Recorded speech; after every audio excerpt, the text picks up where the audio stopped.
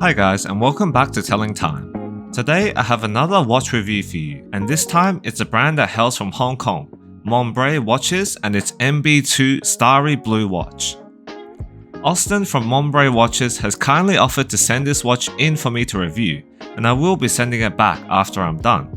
But before I begin, if you've been enjoying these reviews, let me know down in the comments and hit that subscribe button to follow more of my watch reviews and adventures. Monbrey Watches was born from the vision of Henry Kwong and Austin Lee, two Hong Kong-based industrial designers in 2021. Beginning with a successful Kickstarter watch, the LO4, Monbrey has since launched two more collections, the MB1 and now the MB2 series, each taking inspirations from different time periods and regions. Monbrey's MB2 series takes its inspiration from the Kenkyu era of feudal Japan, and in particular, the T2 Starry Blue model is inspired by the iron sand of Tamahagane, jewel steel, used in traditional Japanese sword making. With the founders coming from an industrial designer background, the design philosophy in this watch is immediately apparent, and it's an aspect of the watch and brand that I think is really cool. So before I begin with my official review, I'd like to make it clear that the watch that was sent in to me is a prototype of the final product, and as such, my review will only extend to the prototype that I've been provided. Austin had made some points in the final product that you can find in the description below, and because it's a prototype, this watch was not sent to me in its official packaging, so for this one, we won't be doing an unboxing showcase. Now moving on to the watch, the first thing that strikes you is the star of the show, which is the Tamahagane jewel steel blue dial underneath the sapphire crystal, which has quite a lot of depth, as you can see different specks of light and dark blue grains on the dial. Unlike the B series with its CNC mother of pearl dial, the T series is made using a number of tiny synthetic stones that are pressed and heated together to form a single piece on the dial. And the best way that I can describe how it looks in person is like grains of sand or glitter stuck together. It's definitely a sand-like texture on the dial, which I can't say I have seen on any other watch before. Apart from the grainy finished dial, the dial is somewhat sterile with just the Monbrey logo at the 12 o'clock.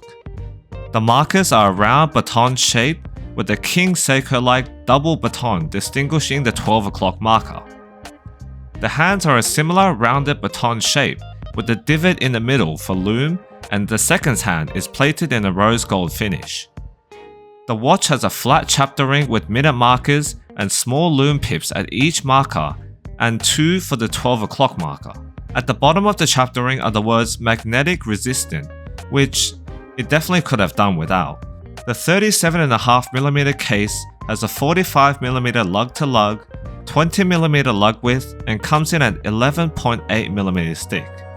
The lug and case shape definitely has a Japanese style, and to me, it's a bit reminiscent of the Seiko Laurel Alpinist case, with angular finishes and a mixture of brushing and polishing.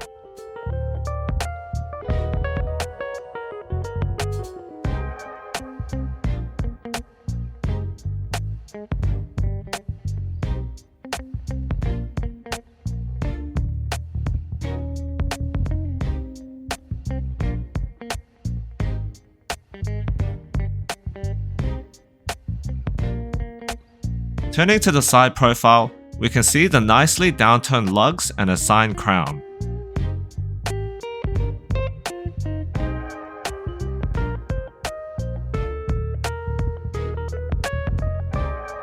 And turning to the case back, we have a sterile screw-down case back to provide 100 meters of water resistance and house the Miyota 9039 mechanical automatic movement that is stated to be regulated to plus or minus 8 seconds per day with a 40-hour power reserve.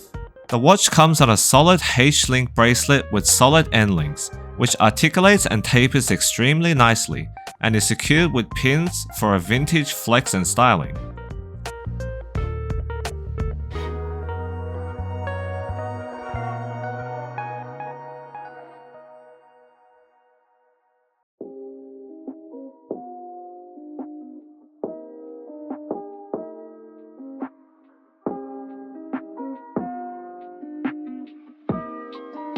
The bracelet has a few tricks up its sleeve, with quick release end links which make it very convenient for strap changes, and I think this is one feature that every modern watch should have. And last but not least, the bracelet has a solid milled fold-over clasp with the toolless micro-adjust system.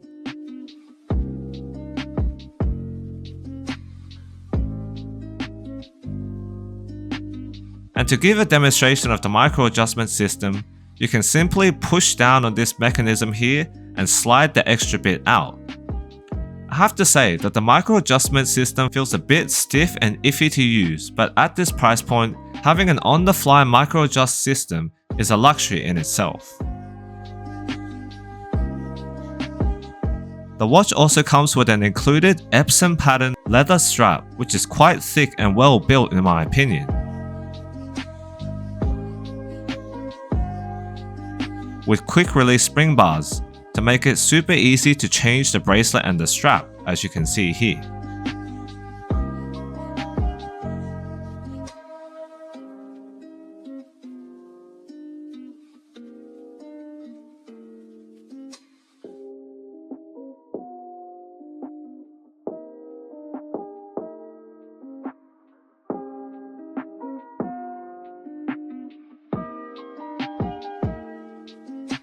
Now popping the watch on wrist, you can see it wears extremely well on my 6.5-inch wrist.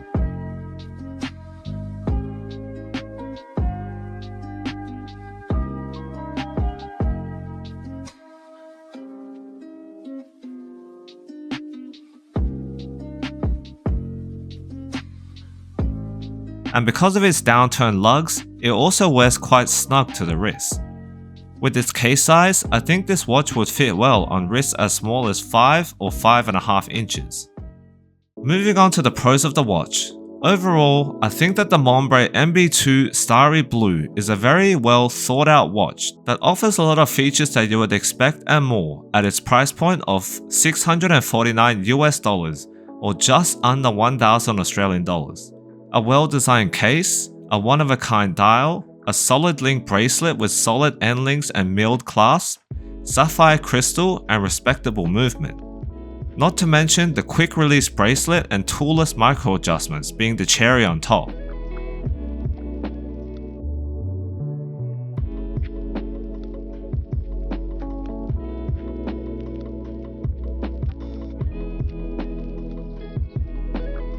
For someone looking for a vintagey King Seiko aesthetic at an affordable price, I would say this watch definitely hits the spot. And as you've seen, this watch looks quite nice on both the steel bracelet and leather strap, so this watch can be considered a very strong contender for an entry-level Gata watch, especially with 100 meters of water resistance. As for the negatives, some of these are objective and others I have found are subjective to my personal taste. The first one is the bracelet and strap sizing. Even on the smallest amount of links, the bracelet did still sit a bit loose for me, and I had to wear the leather strap on the last hole, which resulted in a long tail on the strap. So currently, I think that this watch band sizing is for wrist sizes of 7 inches and above, which rules out a lot of small-wristed individuals such as myself. However, Austin did address this and said that the final watch will be fitting for wrists from 5.5 inches to 8 inches, but sadly I can't confirm this with this prototype model. The second negative is the legibility. Now the official specifications on the watch says it has 10 layers of AR coating applied beneath the crystal, but as you can see in the daylight and even under studio lights, the crystal picks up a lot of reflection, and with an already grainy dial, it seriously detracts from the legibility of the dial in some lighting scenarios. Whether this issue will be on the final product, I can't say, and I can only speak for this prototype model that I've received. The final negative is a subjective one, and for a watch with such a clean aesthetic and design, I'm not sure whether the busy iron sand dial works with or against it. I personally am not that fond of the dial finish, but I can only speak for myself, and for you, it could be a draw of the watch. So that sums up my review of the Monbrey MB2 Starry Blue watch. I had a very interesting experience with the watch, and overall I came away quite impressed with it. I hope you enjoyed this review, and if you did, please make sure to drop a like and hit that subscribe button for more independent and honest watch content. And as always, I'll see you again in my next video.